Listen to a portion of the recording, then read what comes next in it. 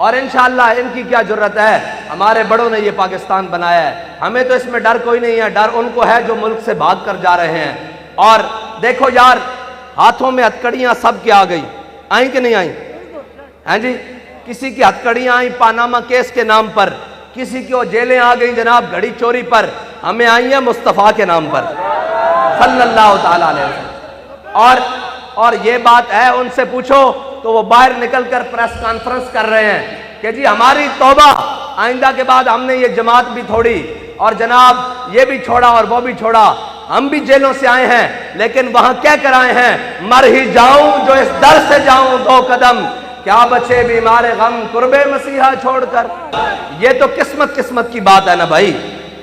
امام سجاد کو بھی بیڑیاں پہنائی گئیں ہیں جی، امام موسیٰ کاظم نے بھی پہنی ہے، امام اعظم ابو حنیفہ نے بھی پہنی ہے، امام احمد بن حنبل نے بھی پہنی ہے ہیں جی، یہ تو سلسلہ چلتا آ رہا ہے۔ حضرت مجدد الفسانی کو بھی جیل میں لے کر جایا گیا ہے، غازی علم الدین بھی گیا ہے، ہمیں اس سے پریشانی نہیں ہے۔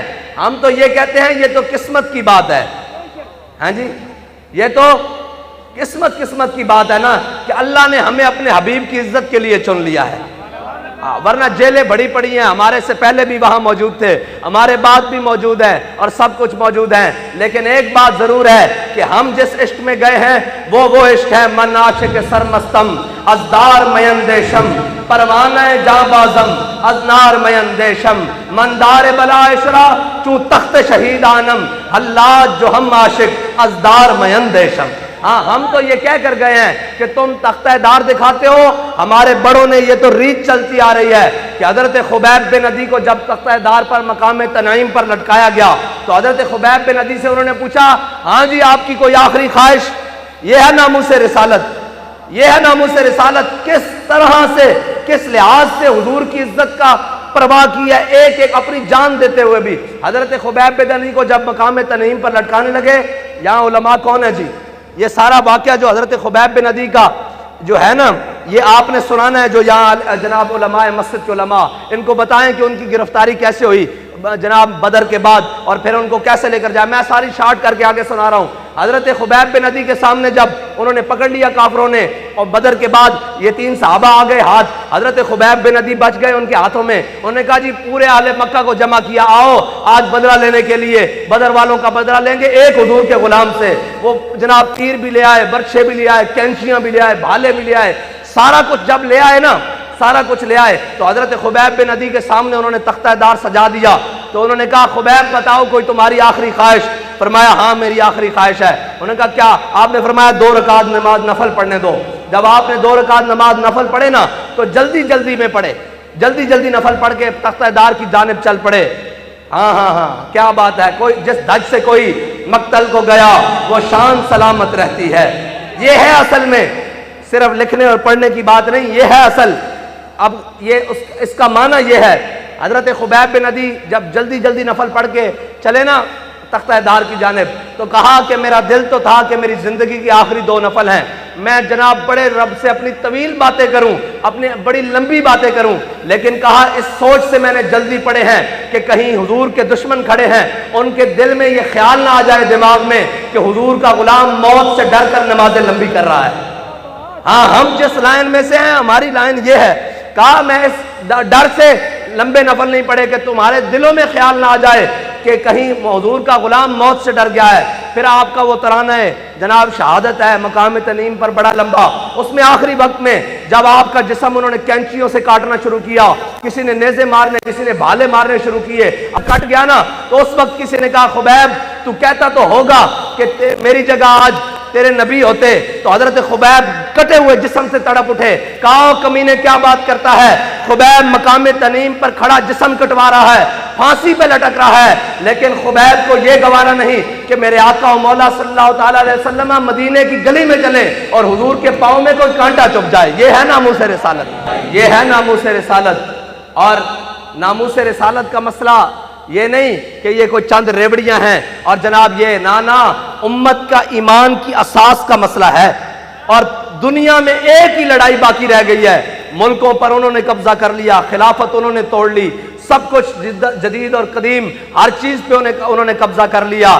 ایک چیز جو باقی رہتی ہے وہ اقبال کہہ کے گیا ہے، یہ فاقہ کش جو موت سے ڈرتا نہیں ذرا، روح محمد اس کے بدن سے نکال دو۔ لیکن بچے لگ دو، اے نہیں ہو سکتا، اے نہیں ہو سکتا۔ کائنات جتنا بھی گناہگار مسلمان ہوئے، جتنا بھی کیا گزرا مسلمان ہوئے، وہ اپنی عبادات اعمال تو جتنا بھی جناب تھلے آ رہی ہوئے، لیکن ایک گل ہے، اس دے سامنے جدو بھی اس دے آقا و مولا صلی اللہ تعالیٰ علیہ وسلم دی بات آئے گی تو پھر وہ آ کے کہے گا لبے بام بھی پکارا، سرے دار بھی صدا۔ اور اس دی مثال موجود ہے، اس دی مثال ہے میں نہیں، اے امت دا رشتہ اپنے آقا و مولا صلی اللہ تعالیٰ علیہ وسلم دے نال نہیں ٹوٹ سکتا۔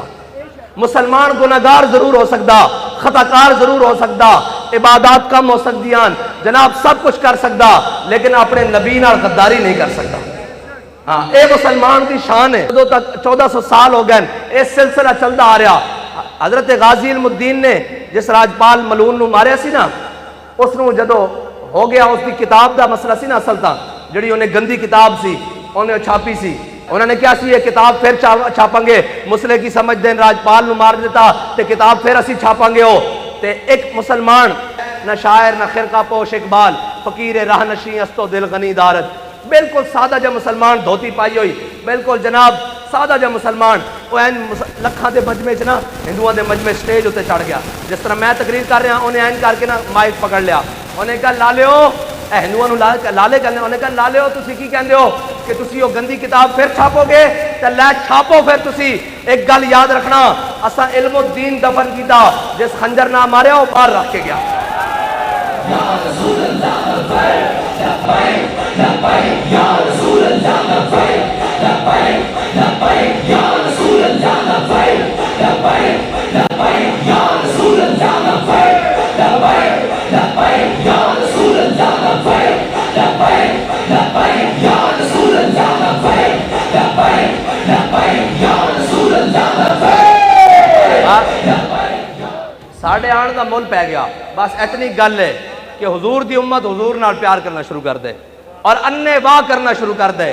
کوئی گل سنائے حضور دی محبت دی تو انہوں کا واہ واہ واہ مزہ آ گیا، کوئی جناب دائیں بائیں دی گل کرے تو انہوں آکھے کوئی یار دی گل سنا ملا، نہ لمے پینڈے پا ملا، نہ علمہ وچ پسا ملا۔ ہاں اسی تے اتنا کچھ جان دیاں۔ اور علامہ محمد اقبال، علامہ اقبال نو ایک کلک کے دو گلان اکٹھیاں کر دے ماں۔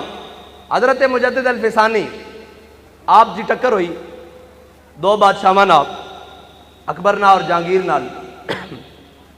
حضرت مجدد الفسانی نال ضد پکڑ لی جہانگیر نے، انہیں کہا یار اس بابے نو کسے طریقے نال جھکاؤ، اس بابے نو کسے طریقے نال جھکاؤ، بس میں اس نو جھکانا چاہنا۔ انہوں نے جناب ایک کھڑکی بنائی، سامنے جہانگیر نو بٹھا دیتا کہ ایتھے جدو داخل ہون گے اس کھڑکی چوں تو حضرت مجدد الفسانی سر جھکا کے داخل ہون گے نا، لیکن قوت سلطان و امیر از لا الہ اور حیبت مرد فقیر از لا الہ۔ ہیں جی حضرت مجدد الفسانی نے جدو سامنے کھڑکی دے لے آیا گیا نا تے آئے انداز حسینوں کو سکھائے نہیں جاتے، یہ امی لقب ہے کہ پڑھائے نہیں جاتے۔ حضرت مجدد الفسانی نے جدو سامنے دیکھا بھئی او جہانگیر بیٹھا اور یہ میں جھکانا چاہتا کسے نہ کسے طریقے نال، اور مسلمان دا سر رب تو علاوہ کسے نہیں جھکدا۔ ہاں اور حضرت مجدد الفسانی جدو سامنے وہ کھڑکی دے لے آئے گا نا تو انہیں کہا بابا ہون تو سر جھکائے گا نا، حضرت مجدد پاک نے پہلے لت داخل کر دی تھی اس طرح کر کے، تو انہیں کہا اے بڑا ضدی بابا اے سر نہیں جھکائے گا، آپ نے پہلے اس کھڑکی جو لتاں داخل کر دیتی ہیں۔ انہیں کہا بابے دا علاج کر دیا، انہیں دہلی دے اندر سارے جناب دائیں بائیں اعلان کیتا بھئی جڑے تگڑے پہلوان انہوں سارے کل جناب حاضر ہو جان تے مجدد پاک نو بھی جناب سامنے پیش کیتا جاوے۔ تے حضرت مجدد پاک دیاں آپ دیاں زلفاں سن، بڑیاں خوبصورت زلفاں سن تے 60 پہلوان آ گئے۔ حضرت مجدد پاک دی زلفاں نہ 60 پہلوان لٹک گئے۔ اے لکھیا ہویا مکتوبات شریف چ لکھیا ہویا حضرت مجدد الفسانی دی سیرت وچ لکھیا بھئی 60 پہلوان حضرت مجدد الفسانی دی زلفاں نال۔ لوگ پوچھن گے اے کیویں ممکن ہے؟ میں کہا تو اے دس بندہ ویل چیئر تے بیٹھا ہوئے، ہاں جی پوری حکومت بھی کام رہی ہوئے تے ختم نبوت دی شکاں بھی بحال کروا کے آوے تے استعفیٰ بھی لے کے آوے، اے اسی طرح ہی ممکن ہے۔ اے اس طرح ممکن ہے کہ اسلام کنڈ نہیں لگن دیندا۔ ہاں اے اسلام کنڈ نہیں لگن دیندا، اے اسلام دا اپنا اعجاز ہے۔ ہاں جدو قیادت بھی ساری جیل ہوئے، بندہ بھی اگے کوئی نہ ہوئے تو وزیر آباد تک سارا کفر الٹ کے رکھ دے، اے اسی طرح ہی ہے۔ ہاں اے جناب اس کو نہیں سمجھ آ سکتی، اے انہوں ہی سمجھ آ سکتی جڑا عشق دی رمضان جاندا۔ حضرت مجدد الفسانی دے جناب الفا مبارک نہ 60 پہلوان لٹکے لیکن آپ دا سر جھکا نہیں سکے. ایک گل ایتھے رک گئی. حضرت علامہ ڈاکٹر محمد اقبال نو ایک کلک سی ایک جرمن جناب مجذوب ہے, انہاں دا بہت بڑا فلسفی ہے جس دا نام نیتشے وے. اس دے بارے ایک کلک سی کہ او لا تک تا پہنچا. جدو انہیں لا کیتا اور بناب بڑے روحانی وارداتاں ہوئی ہیں اس تے, انہیں بڑی محنت کی تھی, لا تک پہنچا, انہیں ہر شے دا انکار کر دیتا, الا اللہ تک نہیں پہنچ سکیا. اور لا تک پہنچ کے پھنس گیا, الا اللہ تک نہیں پہنچ سکیا. اور جناب اس تے روحانی وارداتاں ہوئی ہیں, قلبی وارداتاں ہوئی ہیں, وہ پھنس گیا, آگے نہیں جا سکیا. وہ اس سے حالیت تک دنیا تو مر گیا, ہلاک ہو گیا. حضرت ڈاکٹر اقبال نو بڑا کلک سی کہ یار کدی کہ حضرت مجدد الفسانی دے دور چاہتا نا تے آپ نے اس دا ہاتھ پکڑ کے الا اللہ تک پہنچا دینا سی. اے اقبال نے اظہار بھی کیتا کہ کاش بودے در زمان احمد تا رسید بر سرود سرمد. اقبال کہتا کہ کاش اے جناب جڑا فرنگی مجذوب ہے نا, اے حضرت مجدد الفسانی دے زمانے چاہتا کہ آپ نے اس کو الا اللہ تک پہنچا دینا سی. لیکن اقبال دا اے عقیدہ اس وقت تک سی جدو اقبال سرہند نہیں گیا, حضرت مجدد پاک دی قبر تے نہیں گیا.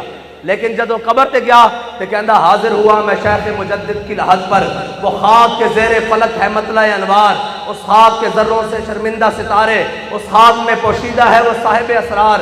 گردن نہ جھکی جس کی جہانگیر کے آگے, جس کے نفس گرم سے ہے گرمی حرار, وہ ہند میں سرمایہ ملت کا نگہباں, اللہ نے جس کو بروقت کیا خبردار. گردن نہ جھکی جس کی جہانگیر کے آگے, 60 پہلوان والی انہیں گل کر دیتی ہے کہندا اور اللہ نے جس کو بروقت کیا خبردار. علامہ اقبال جدو حضرت مجدد پاک دی قبر تو ہو کے باہر نکلیا نا تو پھر اقبال کہنے لگا اگر ہوتا وہ مجذوب فرنگی اس زمانے میں تو اقبال اس کو سمجھاتا مقام کبریا کیا ہے. اس دی وجہ ہے کہ لوگ مجھے داتا صاحب جا کے کی ملنا, میں کہا اقبال کو پوچھ کہ ساری زندگی پڑھتا رہا, مجدد صاحب کو جا کے ہوں تو عید سمجھ آئی. خود کہندا اگر ہوتا وہ مجذوب فرنگی اس زمانے میں تو اقبال اس کو سمجھاتا مقام کبریا کیا ہے. اقبال کہندا جی اج او جناب نیتشے میرے سامنے موجود ہونا نا تے مینوں حضرت مجدد الفسانی نے توحید دے او اسرار و رموز دیتے کہ میں بھی اس دا ہاتھ پکڑ کے اللہ تک پہنچا دینا سی بھئی اے لا الہ الا اللہ محمد رسول اللہ اے ہے. اور بس حضور دے غلامہ دی شان ہی نرالی, جتوں شروع کرو گے جتھے تک لے جاؤ گے اور کوئی تصور ہی نہ ابھرا تیری تصویر کے بعد. ہاں کائنات جتھے بھی کوئی جمع تفریق کر کے لے آئے گا نا آگے حضور دی ذات کھڑی, جتھوں بھی کوئی جمع تفریق کر کے لے آئے گا. اے حدیث پاک مجاہدہ واسطے آخری بات مشکات شریف کے اندر بھی موجود ہے. میرے آقا و مولا صلی اللہ تعالیٰ علیہ وسلم نے فرمایا بھئی قیامت والے دن جنہاں میری امت ایک جہاد کیتا نا, باقاعدہ قتال کیتا, ایک گل مجاہدہ واسطے سن کے جناب اشش کر اٹھتا اندر. میرے آقا و مولا صلی اللہ تعالیٰ علیہ وسلم نے فرمایا جنہوں نے میری امت اس قتال کیتا, مجاہد ہوئے جہاد کیتا, فرمایا قیامت والے دن انہاں اپنے ہتھیار برہنہ کر کے اپنے کندھے ہوتے رکھے ہون گے, اس طرح کر کے موڈے ہوتے رکھے ہون گے. ذرا ان منظر دیکھو, جس خنجر نال علم الدین نے راجپال نو ماریا ہو علم الدین نے ایسے رکھا ہوئے گا. ہاں جی, جس خنجر نال غازی عامر عبد الرحمن نے اس ملعون نو ماریا سی, وہ خنجر ایسے رکھا ہوئے گا برہنہ کر کے, دستے چ پا کے نہیں برہنہ کر کے. اگے بڑی عجیب گل ہے, میرے آقا و مولا صلی اللہ تعالیٰ علیہ وسلم نے فرمایا بھئی میری امت جنہوں نے قتال کیتا برہنہ رکھے ہون گے تے ایس ایم جی نال یا AK-47 نال غازی ممتاز قادری وہ بھی ایتھے رکھی ہونی, ایتھے رکھی ہونی نا. حضور نے فرمایا جس ہتھیار نال قتال کیتا, حضور نے نہیں فرمایا تلوار, حضور نے فرمایا میری امت دے جس مجاہد نے جس ہتھیار نال قتال کیتا قیامت والے دن انہاں اپنے موڈے تے آرے برہنہ کر کے رکھی ہون گیاں اور وہ آ رہے ہون گے کس شان نہ آ رہے ہون گے کہ سنو. حضور نے فرمایا اگر اولو العزم انبیاء بھی رستے چاہ جان گے تے او کہن گے سانو رستہ دے دیو اسی حضور تک جانا, تے انہاں نو رستہ دین تے او مجبور ہو جان گے.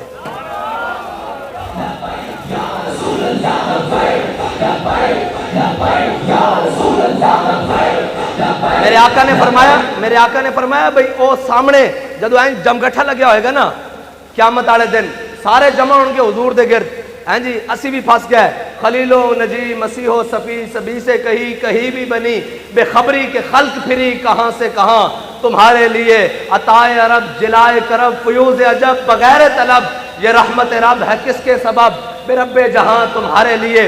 اور سارے جمع ہوں گے حضور دے گرد. تے او آ رہے ہون گے اس شان نال، او کہن گے جناب سانو رستہ دیو اساں حضور تک جانا، تے سارے رستہ چھوڑ دیں گے، حضور تک چلے جان گے۔